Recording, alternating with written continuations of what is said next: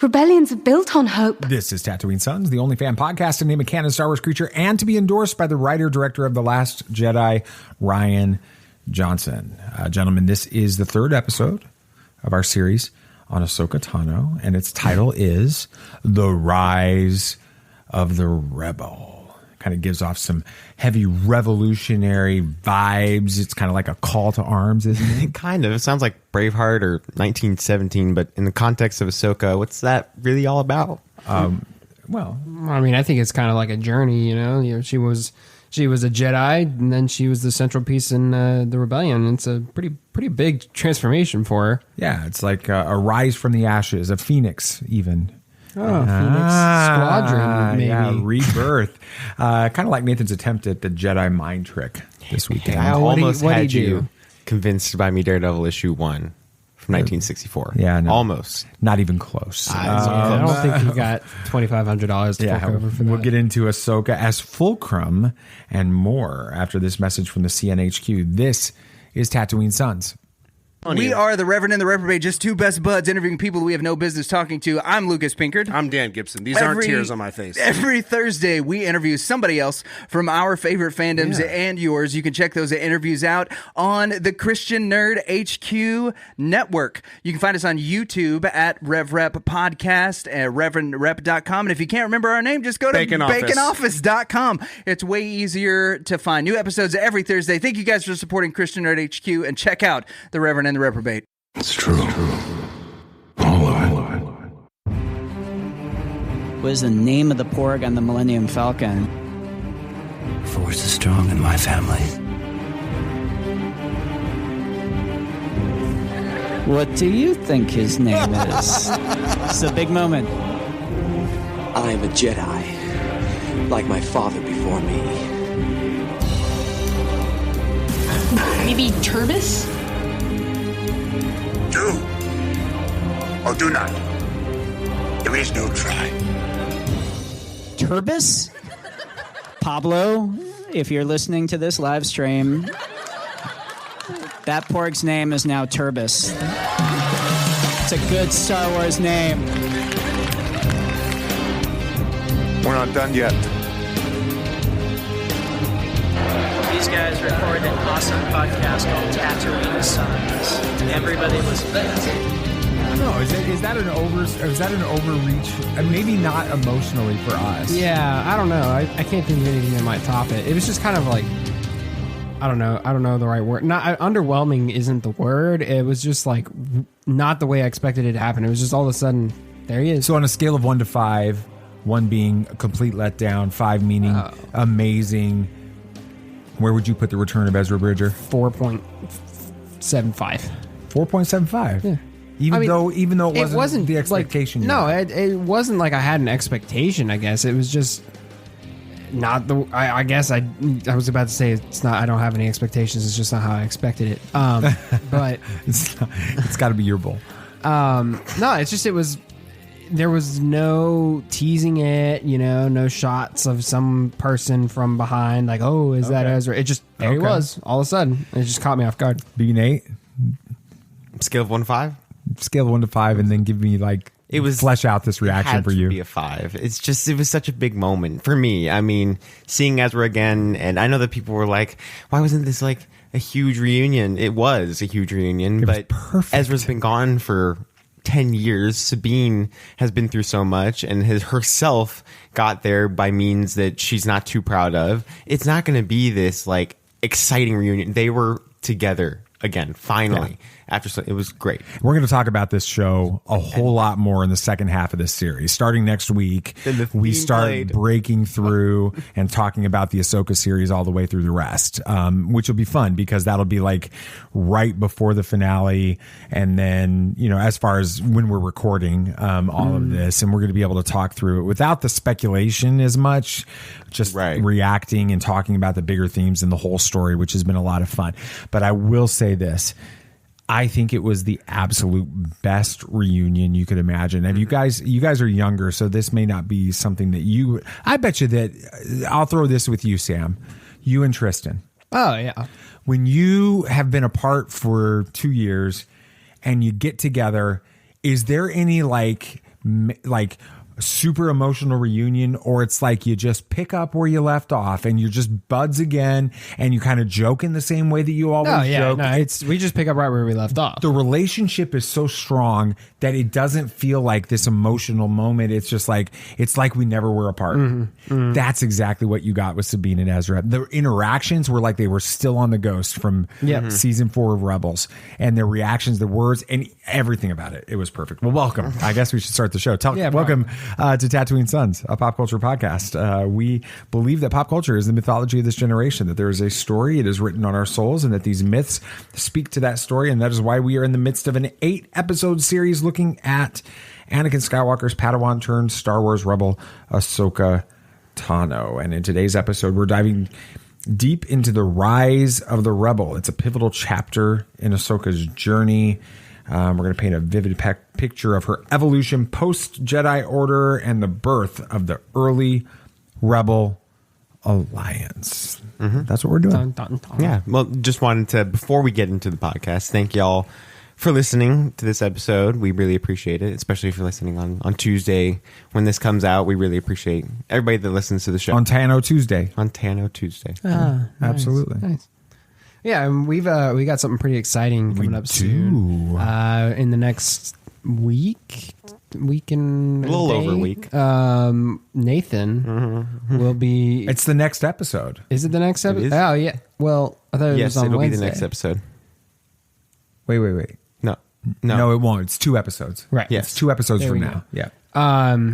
Nathan will have the privilege of interviewing Mark Waid, the writer of DC's Kingdom Come comic. No pressure, right? It's just one of the most influential comics of all time. Absolutely, and he's currently writing a couple of other comics. The Life and Death of Lex Luthor, just the last days of Lex Luthor. Okay, the last days of Lex Luthor. And how many issues are you into that? They've only had one. It's a bi-monthly. So the next one's coming out like right now, soon, very soon. I think next week when we're recording this. And then he's got a new issue, a new story coming out that he's been reading, or he's been writing this for a while. He will have right. It's called Batman, Superman, World's Finest, and they're crossing over. I'm not sure how the event's going to work out. I don't know if the characters from Kingdom Come are going to be coming over to this universe, or if the characters from World's Finest are coming over into the Kingdom Come universe. But there will be a crossover event with the characters of Kingdom Come into the World's Finest series, and it'll be a 5-issue event series. Oh, wow. And it starts what date? October 17th, which just happens to be what? The day that we will be releasing the interview with Mark Waid. It's going to be pretty fun. That's pretty cool. It's amazing when a plan comes together. And we didn't plan it that way, but when it all shook out to when we were going to record and when we would release that final episode, that's the date that it landed on. And I'm like, that's perfect. It is. So very exciting. So can't wait for you to tune into that. But enough talking about what we're going to talk about. Let's talk about what we're talking about with this. So let's talk a little bit about Ahsoka and kind of her finding some purpose after she leaves the Jedi Order. And I know we kind of did a deep dive into her a couple episodes ago, and we talked a lot more about the relationship with Anakin in the last episode. If you haven't listened to those episodes, you should go back, check those out. But let's talk a little bit more about her as it relates to post-Order 66, post-Fall of the Republic, Rise of the Empire, and her connections in that world specifically. So after leaving the Jedi Order, how do you guys feel like Ahsoka navigates her new identity and her purpose? Well, I mean, immediately after, she's feels alone. I mean, her whole life up to this point has been the Order and her friends and mentors and that, and now she's had to turn her back on that entire world. So she's alone in this massive galaxy with nowhere to go, no idea what to do. So, she's feeling pretty isolated and has to deal with the emotional challenge of all that. And there are a lot of events and encounters that really help make her who she is, define her more than anything after Clone Wars. And we really see that through the Ahsoka novel, There's a lot of connections that shape how she behaves. Tales of the Jedi kind of goes into that a little bit too. A little bit. And of course, we see that a lot in Rebels as well. Her relationships with the Rebel Alliance and the Phoenix Squadron, they really shape who she becomes in this saga and who we see in the Ahsoka Yeah, we'll show. talk about this a little bit more, but I almost feel like they don't even shape it, but they reveal it because it's so much longer on that. So. Yeah. I mean, you mentioned the Ahsoka novel and stuff, and events like that kind of helped shape the way that Ahsoka views the Force. It's not this tool to be used as she's kind of almost been taught up till this point. It's also not as clear, the lines between right and wrong in some ways. She learns how to let the Force guide her in some ways that she hadn't quite learned yet in the Order. Mm-hmm. And there are, of course, relationships that forge her character during these events, again, with the people in Ahsoka. They really define her and what she believes as a Jedi and as a civilian and just kind of as a good person. Well, and then at the conclusion, there's a major relationship with that. There is. And so we really... You could say it if it's not a spoiler. So.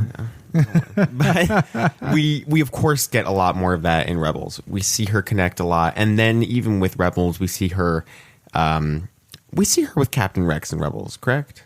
Oh yeah, yeah. absolutely. So she's the one that sends Kanan and Ezra to go get Captain So Rex. that's very and Wolf and Gregor and very important relationship there, especially after the Clone Wars. How she connected with Rex during Clone Wars on such a personal level, but stayed with that relationship well after. Yeah, and then there's also at the end of Ahsoka that's the connection with Bail, and we see that throughout the book. But Bail Organa is a major part of that kind of helps cement her influence within the newly developing rebellion that's going to later, and we see it in Andor and such, but it's becoming the Rebel Alliance with that.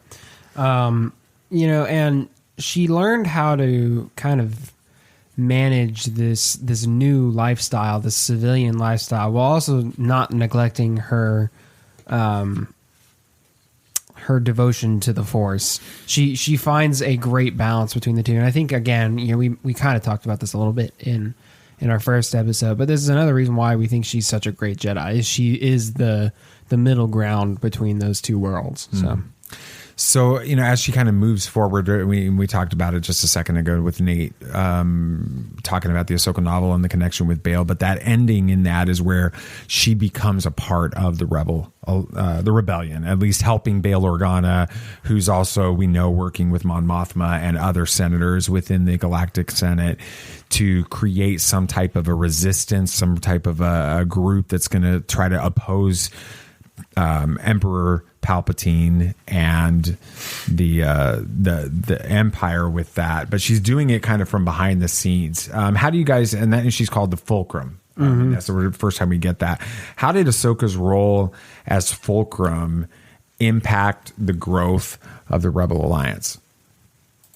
So we really see the beginning of this Fulcrum idea, the origin, comes from the Ahsoka novel a lot. Ahsoka was the original agent of Fulcrum. Yeah, essentially, yeah. That'd be a cool series. Fulcrum's spy series. That would be cool with Ahsoka and Andor. That would be, people would freak out. Or different characters that are not in there. That'd be cool. But we see Ahsoka begin this Fulcrum idea because of a lack of communication between rebel cells, and she wants to stop that and a conversation with Bail Organa. And she comes up with the idea of Fulcrum through Alderaan, because she considers that to be the fulcrum of the rebellion. And the Fulcrum agency, we see a lot of people join that. We see Kallus join it at the end of season 4 of Rebels. And we see Andor join it. Well, he was mentioned. Well, I think Fulcrum, he uses the name Fulcrum Agent. Kallus does in season 3 of that. When he's still a part of the Empire, they start referencing him as Fulcrum. Right. Okay. And then we see Andor was called Fulcrum in the beginning of Rogue One. So it is the CIA. Well, and Ahsoka's called Fulcrum in season 1. Right. They Hera's talking about the agent that this her source called Fulcrum, and we later find out that that's Ahsoka with that. Yeah. Yeah, I mean, Fulcrum is this like you said, Nate, he's this character is this bridge. You know, with Ahsoka at the beginnings of or towards the end of season 1 and the beginning of season 2, she's communicating with Hera a lot, and guiding the Ghost Crew on these specific missions that have to be done to help the Rebel Alliance. And then you go on into things like when Cassian takes over the mantle of Fulcrum, he's trying to, at the beginning of Rogue One, connect the cells of Saw Gerrera's group, and then you got Galen Erso, and then the main Rebel Alliance with Mon Mothma. He's trying to bridge that gap. So, you know, this idea of Fulcrum, the successes of a Fulcrum mission is made clear that they're very important to the Rebel Alliance, even though everybody participating in them might not know.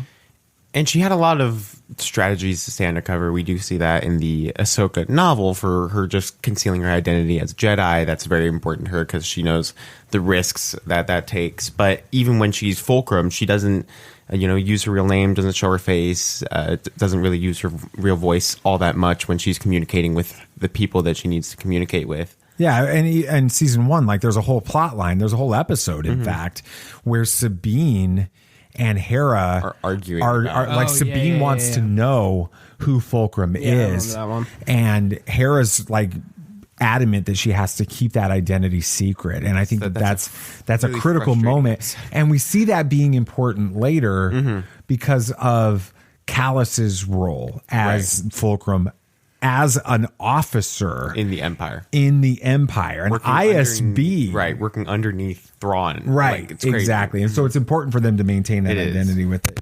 Yeah, and I mean, Ahsoka, the way she handles things shaped the way other rebellion leaders interacted. You know, Hera was very trusting of Ahsoka, so she performed those missions without a second's hesitation, unlike Sabine, who was like, who's given us these orders? Can we really trust them and stuff?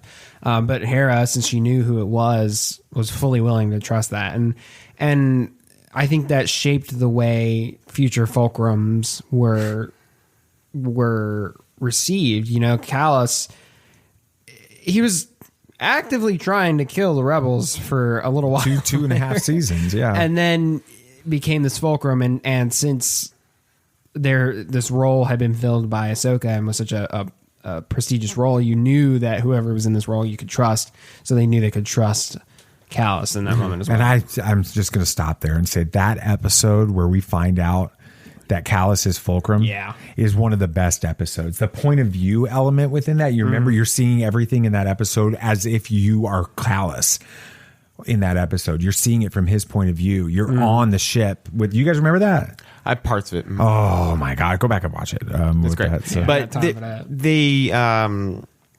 more the philosophy that Ahsoka has coming from a Jedi teaching does overreach into her ideas of being a rebel. She really takes these teachings that she was taught as a child and more what she learned of being a soldier to help the Rebel Alliance and help these people. But of course, she's learned more throughout her own teachings of being a Jedi or whatever she considers herself in between Clone Wars and Rebels. She takes these ideas of hope and helping out people when they're needing to be helped and looking out for the little guy more than anything. And she really takes that into account with this new Rebel Alliance. Absolutely. Let's talk a little bit more about Ahsoka and we'll talk a little bit more about the Malachor stuff and how that comes to an end in a minute. But before we do that, let's talk a little bit about her and the Ghost Crew, because we've mentioned a little bit with Hera and some Sabine stuff, but let's go into a little bit more. How do you think the relationship that Ahsoka has with, Kanan and Ezra kind of shapes the trajectory of the rebellion and how the Phoenix or the Ghost crew gets involved in the rebellion and everything? And with her being Fulcrum, there's a slight distrust for a little bit with the people that don't know her at the beginning when they first meet her, but they quickly learn to appreciate her. Obviously, we see that throughout the rest of the series with the relationships that each one of them have with Ahsoka, including Sabine in this new show. They grow very close to Ahsoka, but there is still that reason of trust with her no matter what, because Kanan going to Rex and Wolf and Gregor, something he hated doing, and he wouldn't have been there if it wasn't for Ahsoka's vouching of those characters. Yeah, I mean, and the way she was teaching Kanan and Ezra kind of reminds me of, I mean, she lived through that. It was Obi-Wan still teaching Anakin while he's trying to teach Ahsoka. I mean, she was on the other end of that story, so she was able to bring that perspective to her mentoring of Kanan and Ezra and that. Yeah, absolutely. And, she's really good at helping to instill confidence in Kanan as someone that can be the master, to train and to bring in Ezra. There's some really powerful episodes in season 2 about that, which I think is an interesting dynamic. We see her pouring confidence into Kanan, but later she's going to have struggles with her confidence in her ability to actually train Sabine with that. So I think that's really interesting. And again, with Kanan and Ahsoka, they share this experience of Order 66. They both went through that. Of course, in different ways they went through that, but they both experienced the rise of the Empire and how much that affected the Jedi. And so they share that bond, that trauma, but they also share this idea of who the Jedi are supposed to be from this point on. And like I was saying, with Kanan going to meet Rex, Wolf, and Gregor, Ahsoka vouched for them, and Kanan still really didn't believe that because of that trauma from Order 66. It really affected him. Of course it would. And so we see Ahsoka have to help Kanan through this process of meeting with these clones and beginning to trust these clones. And eventually they all become very close with each other. Kanan with Rex and all of them. It's very important. Yeah, I mean, and I think you mentioned this, Nate, but a little bit. But she was kind of able to teach Kanan to have patience, with this stubborn headstrong Padawan who just doesn't seem to be quite getting it. Because again, she was in that exact same position. She was that stubborn, headstrong Padawan for a while. So, and she was able to take lessons she learned from Anakin and the way he handled that situation and apply it to Kanan. It's like poetry. It rhymes. And there are, of course, a lot of main parts of Rebels that kind of grow these bonds with each of these characters. And we'll talk about Malachor in a bit, because that's a very important part for this entire series. But kind of even touching on Malachor, jumping forward into the series when we get into the World Between Worlds, there's a lot of trust between Ahsoka and Ezra in that moment for Ahsoka to tell Ezra that he cannot save Kanan, because that it just would totally screw everything up, and Ezra believing her. That right there shows the amount of trust that Ezra has in Ahsoka, building from the season that we saw her really a part of. It just was very important to him.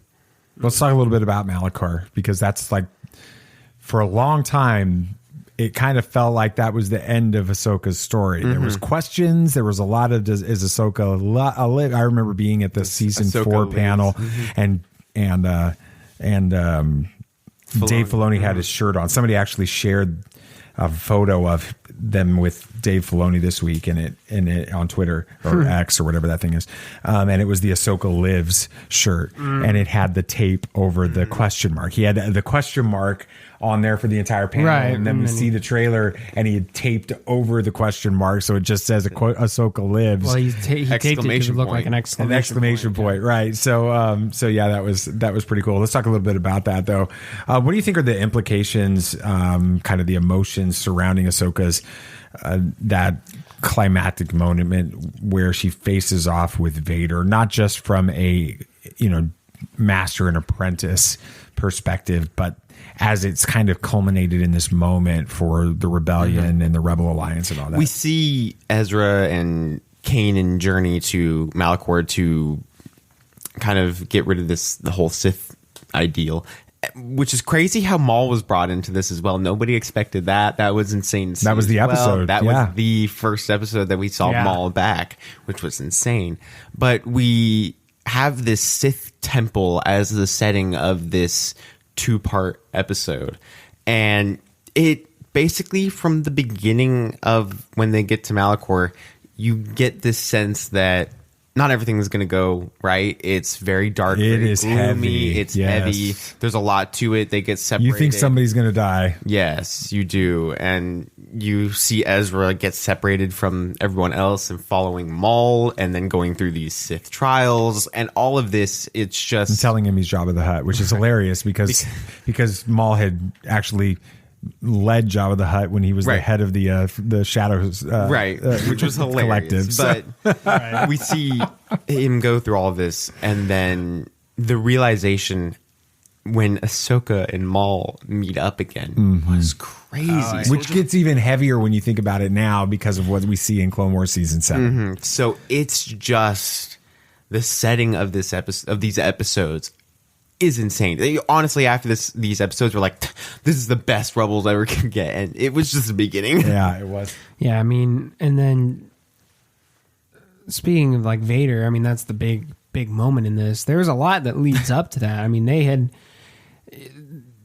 met before this, and then obviously she's heard the stories of Vader's violence in the Empire. Yeah. So he's got a reputation going into this. I mean, he's a monster for all intents and purposes.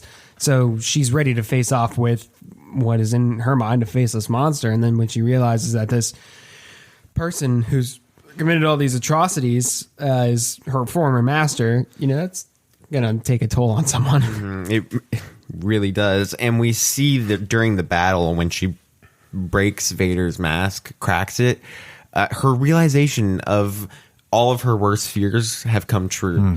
It hurts for sure. That's a very intense moment in this episode and the episodes. And we see Anakin, we see Vader not hold back even after Ahsoka realizes, and she understands that she can't hold back anymore either. And so it's heavy, it's dark, and we see them go through this battle, and we see her, as we thought, sacrifice herself against Vader and against her own demons more than anything at this point. Yeah, but I mean, even after it changes the way she goes forward. I mean, everything she thought she knew is kind of changed. I mean, her master, as far as she's known up to this point, was a great Jedi. That's it. That's all she had known. And now he's the worst villain in the entire galaxy at this point. It changes her outlook on the Force. It's tough. She was clearly in isolation for a while when she was sent back in through the World Between Worlds. So I'm sure she had plenty of time to think over that. And I think that's part of the reason why when we see her, does she die in the finale of season 2? Yes, and Ezra saves her. Okay, yeah, from that fate. Yeah, but I being stuck on Malachor for who knows how long, and having to come to terms with all that. I mean, no wonder she's so grumpy. Is it like a bearish vow kind of moment where she's exiling herself to try to figure out what's going on? I think to an Forced extent. exile. Involuntary exile. Well, it wasn't entirely involuntary. She went back through the portal herself. Well, she knew that it just would break all timelines if she didn't. But the larger ramifications of this duel go really far, especially with what we see in episode 5 of Ahsoka. We see her dealing with the fact that she knows what Anakin has become, and even when she's in this world between worlds state, whatever that was, she didn't trust even this, I guess, projection of Anakin that she saw. Oh no, that was Anakin. Whatever she saw, she didn't really trust. So we learn from this, it continues to haunt her even after she's alive. And in some points, I'm sure she would rather have stayed where she sacrificed herself instead of having to deal with the fact that her master, her greatest mentor, became a villain and became the worst power in the universe almost. And so it just really affects her, and we do see how it affected her in the first few episodes of Ahsoka, leading to her kind of dealing with that after episode 5 and becoming whole again, basically. How do you guys think Ahsoka's actions, the decisions she makes in this period from kind of the close of the Clone Wars and these moments in Rebels, because that's kind of the timeline that we're in for this conversation today. How do you think her actions and her decisions set the stage for the Rebel Alliance's kind of future strategies and successes? What kind of influence did she have on that? Well, she was trained ever since being a kid to be a soldier, to be a power in war. And so the Jedi were probably some of the greatest soldiers in the galaxy during the Clone Wars. And so she was able to bring that knowledge into the Rebel Alliance to fight against this empire. But not only that, she was able to bring her Jedi training of kind of self-control and all of that into this to help understand of what's light patience, and what's dark. All of that is to what's good. And so the Rebel Alliance can not become the Empire again, like what happened to the Galactic Republic becoming the Empire. She didn't want to see that happen with the Rebel Alliance. So she was able to veer it in a way, steer the fate of the Rebel Alliance in a different way with her experiences. Yeah, and I mean, I know I've mentioned this, but it's pretty key. I mean, she set the precedent for the idea of Fulcrum and everyone who took on that role to come. She showed that it's going to take some selfless sacrifice and putting yourself in some pretty dangerous situations. I mean, Callus was under Thrawn and also feeding information to the Rebel Alliance. So she showed that it's going to be a sacrifice to take on this role, but it's key to the success of the rebellion. And with her becoming Fulcrum and helping out all of these rebel cells, she determined the direction that the war took in place and even the victory of the Rebel Alliance at this point. If it wasn't for her, we wouldn't have gotten the Ghost Crew to be as influential as they were. So her becoming Fulcrum. We see the moment that the rebellion, these different cells, become the Rebel Alliance when Mon Mothma is rescued and all that, and she's a major part of that moment. She definitely is. And so Ahsoka determined the path and determined the victory of the Rebel Alliance through the Ghost Crew. It was a group effort than anything. Yeah, but even in her absence, her effect could still be felt through the way she influenced Kanan and his willingness to sacrifice himself for the success of and the lives of those he loved, and Ezra and the way he grew up to be a Jedi and things like that. It shaped a lot of the way people behave from then on. Yeah. And as I was saying, the victories that she determined for the Rebel Alliance cannot go understated, but it not only went through that, her sacrifice at the end of season 2 determined it helps Kanan and Ezra and the Ghost Crew escape Malachor, which then results in the future success of the rebellion against Lothal, the removal of Grand Admiral Thrawn, all of these things. And we don't know how much she helped the Rebel Alliance even during the original trilogy. She might have done a lot more because we know that she was alive throughout all of that. We don't have that story yet. Not yet. Hopefully we will. Let's jump in here for a couple seconds here for a dad moment. I am your father. So today, it's kind of all about Ahsoka's incredible growth in the period, like I mentioned a minute ago, between the Clone Wars and Rebels. And it covers, her clandestine. That's a big word. Clandestine? It's a big word. Involvement with the budding Rebel Alliance, her ultimate confrontation with Vader on Malachor, like we talked about. And we really do witness Ahsoka's resilience, her unwavering confrontation or commitment, to her principles, right? What matters to her.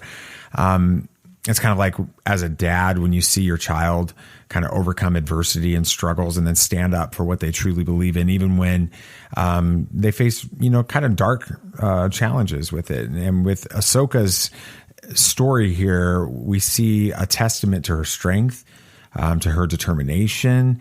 It reminds us that even in the face of overwhelming odds, we can make a difference by staying true to our values, to who we are and what we believe in. And it's a really powerful lesson that we should all take to heart. With that, Ahsoka's awesome. Yes. I love talking about Ahsoka with that. So, that's going to do it for this episode. I want to take a second before we kind of do some of the final stuff that we do. And thank you all for listening. We open up every episode and we talk about being the only fan podcast to name a canon Star Wars creature be endorsed by Rian Johnson. And we talk about, who we are and what we do as far as being a pop culture, pop culture is the mythology of this generation. But the reality is, we don't brag about it that often, but sometimes it's important for us to acknowledge, things that, and I don't even tell Nathan and Sam this. I'm just going to kind of pull back the curtain. I don't make a big deal out of this to them. They don't even know what I'm talking about right now. I've got no clue. But just to give you listeners, the credit that you deserve for your support of this show, and what that means. This last week I had, some people message me and some information, and we're in the top 1.5% of all podcasts in the world. What? When it comes to where we rank, we this last week we hit, and that's not just like a one-time pop. That's over a cumulative period of time where they're the source listen notes is ranking us in the top 1.5% of all podcasts. Is that for a certain platform or across the board? Wow. With that, I got a notice earlier this afternoon as I was finalizing our conversation, our notes for this, and found out that last week we charted out at number 56 on Apple Podcasts in the entertainment news category. Wow. With that. So I know, we don't talk about it as a lot because we don't want to feel like we're bragging about this, but I talk about that now to say thank you. To you really, guys. thank you. Because that happens because you love this show. You listen to this show. You tell other people about this show, and we get to do this every single week and have a blast talking about something we love, and you apparently love it too. And so thank you for listening to it and sharing about it. So. Yes, really appreciate it. And if you want to check out more stuff that we do, we have some social media. We have X or Twitter, whatever you'd like to call it. We have Facebook. We have a discussion group on Facebook that we're pretty active in, and we also have a website, TatooineSons.com, SONS, and you can find us at Tatooine Sons on any of those social medias. Yeah. And if you really do like this show that much and you want to share that in different ways, give us a rating and a review. It only takes a couple seconds, couple minutes if you want to write us a review, and it really helps us know what we're doing right, what we could change, and it helps the algorithm helps more people find something that you love. Yeah, so we would appreciate if you took a couple seconds to do that too. Absolutely. I'm very excited about where we're going in the second half of this series on Ahsoka. We're through the first half, so this is the mid-season finale of the Ahsoka Tano series. Not Ahsoka, because Ahsoka's almost over. I know. But next 4 episodes, we're actually going to take time to now really talk about the Ahsoka series on Disney Plus. I know we've mentioned it throughout this entire time, peppering different conversation topics with elements from that. But we're really going to dive into it, and we're gonna try to answer in the next episode. We're gonna try to answer and speculate. Maybe we'll have more information on that from the episode that comes out tomorrow for us. But we're gonna talk about what happened between Ahsoka and Sabine and try to understand that relationship a little bit better and do some responsible speculation based on we'll have seen all but the finale. We will have seen all but the finale. When we record that, listening to this, you'll have seen the finale. You'll have seen the finale at that point, and you'll have seen episode 1 of Loki too, which we're super excited. Yeah, about. absolutely. And that's the next series. The next series we do after Ahsoka is we're going to jump in and do this all over again with Loki. So I'm excited about that. So, but that's going to do it for this week. Anything else you guys want to say? May the Force be with you. May the Force be with you. May the Force be with you always. This party's over. I like that Wookiee. Don't get technical with me.